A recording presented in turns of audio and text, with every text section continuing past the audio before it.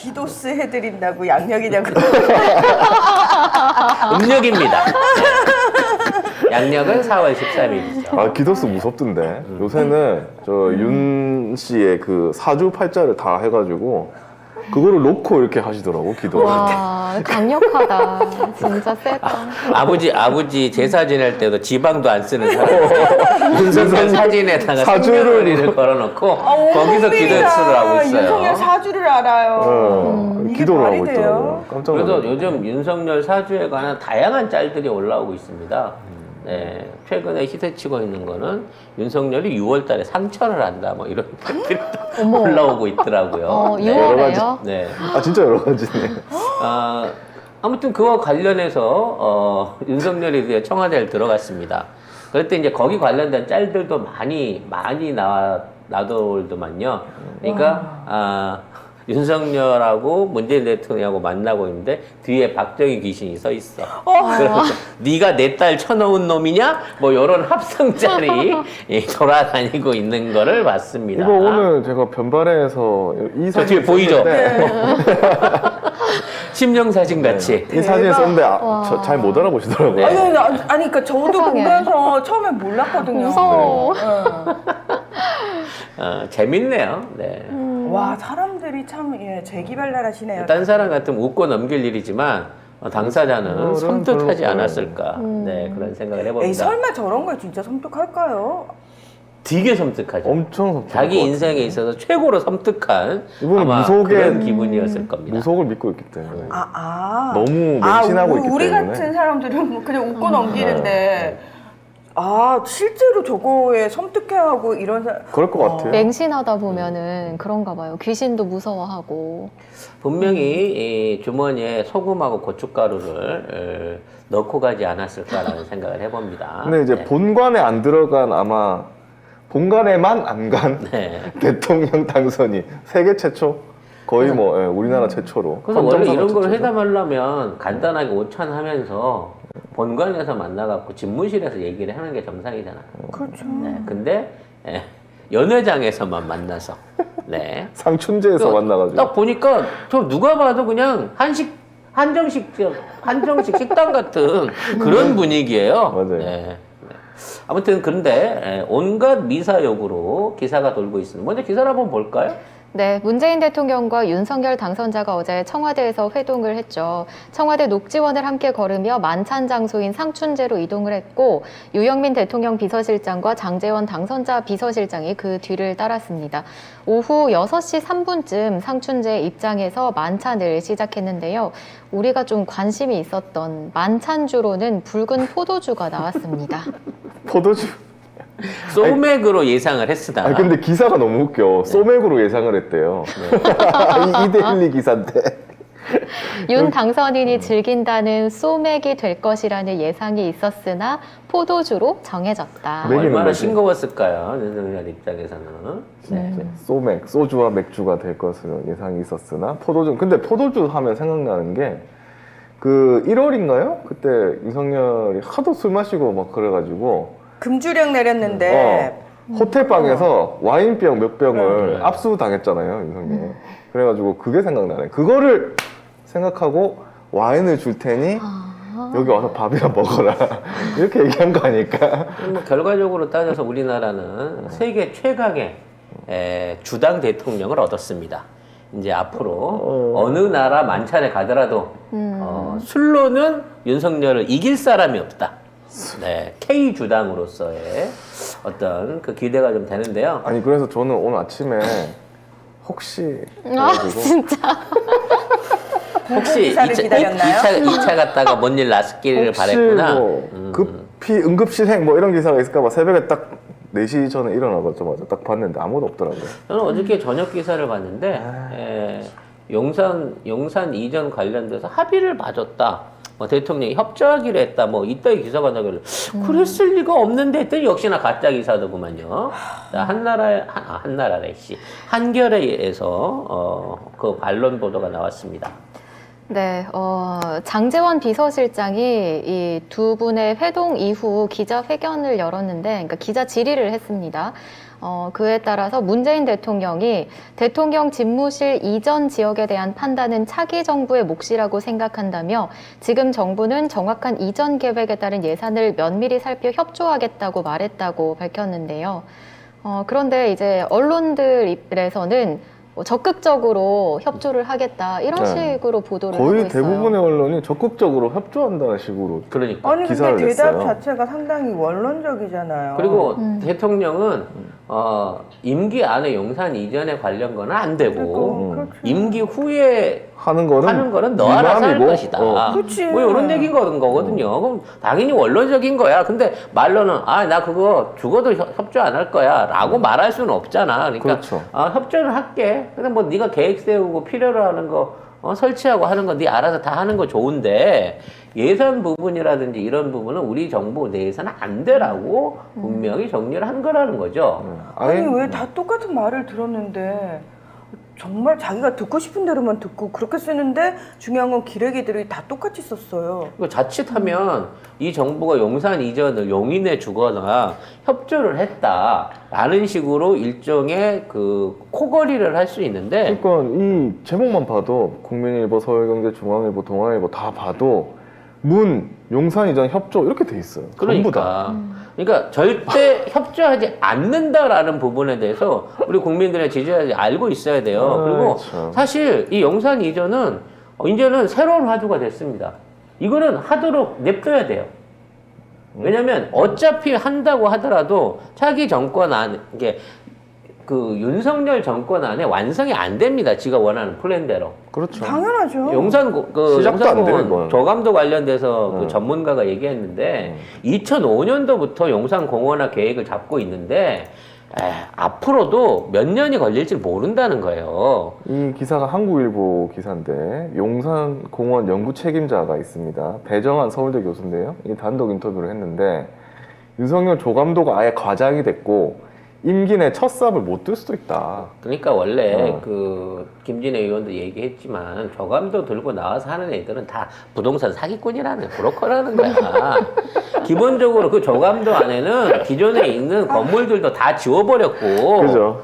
앞으로 그러한 조성을 하기 위해서는 일단 부지 반환이 완벽하게 이루어진 상태에서 토지 영향평가 그 이외에 혹시라도 오염될 수 있는 다 검사까지 다 해야 돼. 검사하고 복원까지 끝나야지 되는 거예요. 안 그러면 방사성 물질이나 위험한 유류 폐기물이 있는 데다가 공원 만들어서 사람들 와서 개 끌고 산책하라고 억지로 돌리는 거랑 마찬가지란 말이야. 위험한 짓이지. 그래서 어차피 앞으로도 10년 이상 걸릴 일이라 삽도 못 쓸 건데 이런 무리한 짓거리를 하겠다라고 하면 하라고 둬야죠.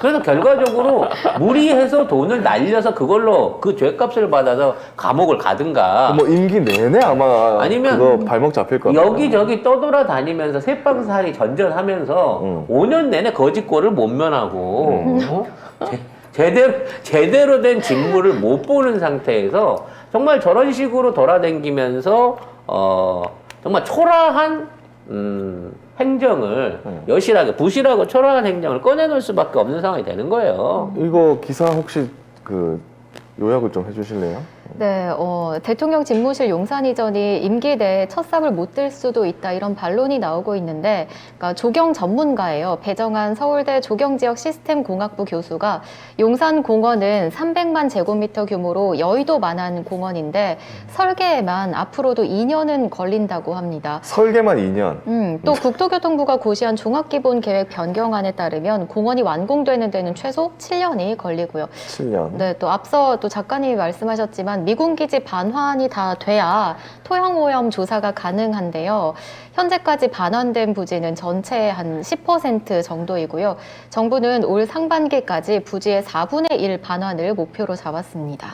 그러니까 그냥 지 맘대로 그냥 얘기한 그렇지. 거야. 자 이렇게 되면 배정환 교수님 좀 위험해지시는 거 아니에요? 우리는 또 배정환 교수 지켜야 되는 거야? 이분 또 잘리거나 이분 또 뭐. 강의도 빠지는 거 아니야? 그럴 수도 2학기 때부터? 아니 충분히 가능하지 않나요? 왜냐면은 아직 문재인 대통령인데도 불구하고 지금 그런 일들이 벌어지고 있잖아요. 압수수색하고 난리가 네, 났죠. 난리 났잖아요. 아주 살벌하고요. 자, 우리가 관심 가졌던 이명박 사면에 대한 얘기는 일체 거론이 없었다고 합니다. 네. 하려면 네가 하세요. 네 그러니까 밑에 왜 네 지가 안 밑에 하고? 친한 애들 철수랑 이런 애들이 해달라 그러는 모양인데 그럼 네가 직접 도장 찍어서 네가 하세요. 라는 게 맞는 거고요. 제일 걱정했던 부분이 현재 이제 북한의 ICBM 발사라든지 안보 관련된 얘기 아니겠습니까? 이 부분에 있어서 아마 제일 얘기가 중점적으로 이루어졌던 것 같아요. 그러니까 비빔밥 먹인 이유는 화합 때문이 아니고 너 밥 먹고 가서 최소한 안보 문제에 관한 것만큼은 그 무당한테 물어보지 말고 지금 전문가들하고 꼭 상의해야 된다. 라는 부분 안에서 얘기를 한 것 같아요. 그래도 물어볼 것 같은데. 네. 그래도 물어볼 것 같아. 아니 난 지금 제일 걱정스러운 게 시진핑하고 통화 자리에서 중국이 한반도 문제 당사국으로 꼭 참여해줘라 라는 얘기를 했다고 해요. 그래서 난 그 기사 듣고 깜짝 놀랐어. 한반도 문제에 대해서 외세의 개입을 쳐내야 되는 거고 그중에 가장 먼저 쳐내야 될 게 중국하고 미국인데 시진핑한테 당사국으로서 적극적으로 개입해달라는 얘기는 지금 미중 간의 경쟁 구도 내지는 충돌 구도를 그대로 이어가는 상황에서 현상 유지를 원하는 얘기랑 똑같은 얘기거든요. 이런 얘기를 스스로 했다는 거예요, 시진핑한테. 난 진짜 근데 이 얘기도 해놓고 본인이 뭔 얘기했는지 모를걸요? 바이든이야? 바이든이 요새 그래요. 응. 네. 지가 해놓고 뒤에서 비서실장이 카바치고 이거를 하고 있는데 아니 바이든은 나이가 80이나 넘어서 치매가 온다 그러지만 얘는 알코올성인가? 알코올이죠. 아니 60 간 넘어가지고 엊그제 환갑 지났는데 이런 아무 개념 없는 얘기를 할 수가 있다는 거야? 아니 근데 본인이 한 말의 의미를 모를 거라는 거죠.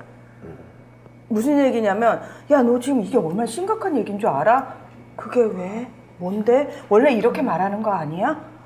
정말 이 수준일 거라는 거죠. 대한민국에서 법을 다루는 검사 판사가 최소한 국어하고 역사는 또이또이하게 해야지 이게 무슨 제대로 된 기본적인 소양이 없는 놈이냐고. 아니 소용이 없는 놈인 걸 우리 익히 알았지만 뽑았잖아요. 이미 다 알고 있는데. 이미 알고 있는 내용인데 뭘 세상. 뽑혔다는 게 참 신기한 거죠. 그래서 제가 사실 최근에 그 친한 의사 선생님이랑 얘기를 하는데 정말 딱 선거 끝나자마자 그 다음 날부터 병원에 예약 전화가 사람들 숨을 못 쉬겠다고 정말 심각하게 숨을 못 쉬겠다부터 시작해서 사람을 못 믿겠다.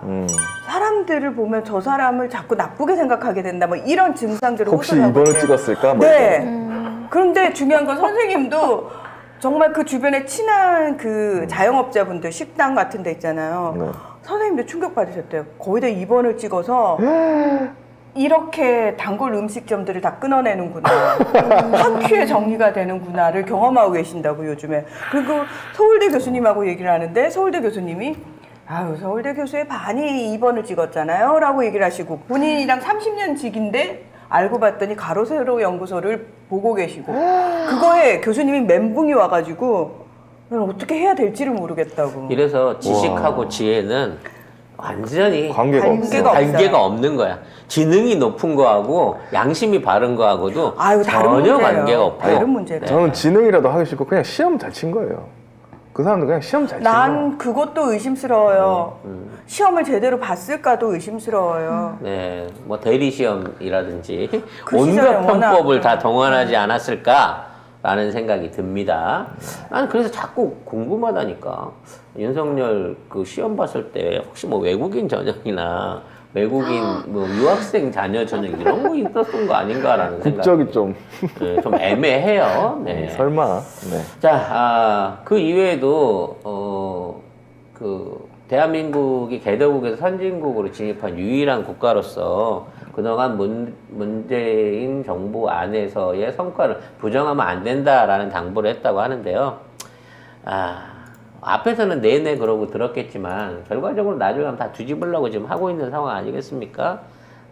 이런 짓거리들을 못하게 하기 위해서는 윤석열을 잡는 게 아니라 검찰과 언론을 우리가 먼저 때려잡아야 된다는 생각을 다시 한번 또 하게 돼요. 정말 빨리 때려잡아야 돼요. 정말 다행스러운 게 실무 능력이 아무것도 없는 인간이라 그 밑에 있는 애들을 때려잡으면 그나마 옛날처럼 그냥 막 나가는 짓은 못 할 거라는 거죠. 즉 한동훈이 없었으면 검찰총장을 못 했던 거와 마찬가지로 지금 장제원과 권성동을 제어할 수만 있다고 하면 앞으로 윤석열이 하는 정책이라든지 무리한 행동에 대한 일종의 족쇄를 채울 수 있을 거다라는 일종의 기대를 좀 걸어 봅니다.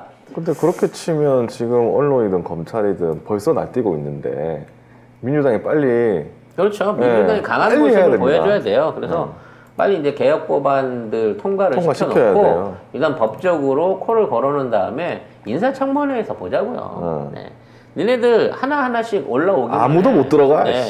일단 안철수는 총리에서 밀려난 것 같아요. 벌써부터. 뭐 아니, 근데 뭐 뭐 또 네. 뭐 할 수도 있다 뭐 이런 아, 왜냐면 얘기도 이제 있고. 박주선이 그 대항마로 해갖고 아. 박주선이 올라오고 있었는데 벌써 박주선 이 불법 증여 관련된 네, 의혹이 얘기가 터지기 나오고 시작했어. 있더라고요. 열린공간 TV에서 또 그러니까 발표를 열린공감 TV에서 딱히 박주선을 건드렸을 때 우리가 얘기했잖아.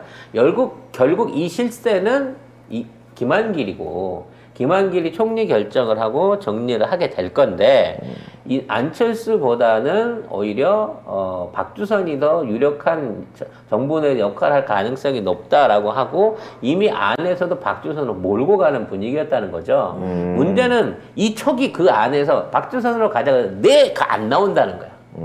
무슨 박주선이야? 걔 안 돼! 라고 비토 거는 세력이 계속 나온다는 거지. 근데 그건 누가 나와도 비토 세력은 계속 그렇죠. 계속 나오는 거예요. 왜냐면 이거는 옛날 과거 새천년 민주당하고 지금 그 당시에 새누리당하고 거기에 TK 박근혜의 그 박사모들이 지금 하나의 구도 안에 들어가 있는 요런 모양새거든요. 거기에 안철수까지 그렇죠. 들어가 거기에 그 이명박의 아바타 안철수까지 이 4인 구도가 서로 다 엮여 있단 말이야. 그래서 뭔 얘기 자체 내분만 하더라도 어마어마하게 있는 거고 지금 이제 슬슬 입이 풀려가고 있는 이제 지금 거의 프리랜서 당대표죠. 네.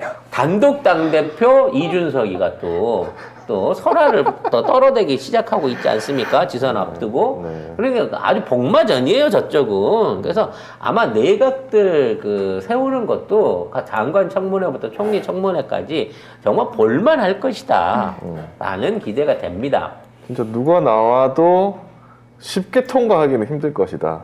그렇죠. 근데 진짜 박주선님께서는 참 말년에 제대로 한번 탈탈탈 털리시면서 이때까지 안 털렸던 거. 끌려 내려오시네요. 이분이 사실은 은퇴한 줄 알고 은퇴 후에 많이 해 잡수셨더라고. 그러니까 그동안은 뒤에서 봤다가 뒤에서만 봤던 것을 이제 정면에서 받았는데 갑자기 자기한테 될줄 이런 몰랐지. 간판이 감투가 뚝 떨어질 줄은 생각을 못 한 거거든. 아니 그렇게 헤쳐 드셨으면은 조용히 찌그러 지고 계시지 뭐하러 쳐 나와가지고 두들겨. 아니 나왔으니까 때려 드리겠다고요. 사람이 욕심이 끝이 없거든요, 네. 사실. 예전에는 우리가 서로 이제 이낙연 같은 애들 나왔을 때는 양쪽이 서로 합의하에 안 때리고 넘어갑니다. 근데 지금은 상황이 틀리잖아요. 아유 네. 누구든 아유, 안 나와봐 되지. 다 때려버릴 거예요. 지금 제대로 된 전투력을 민주당이 발휘하기 위해서 지금 독이 바짝 올라 있거든요. 네.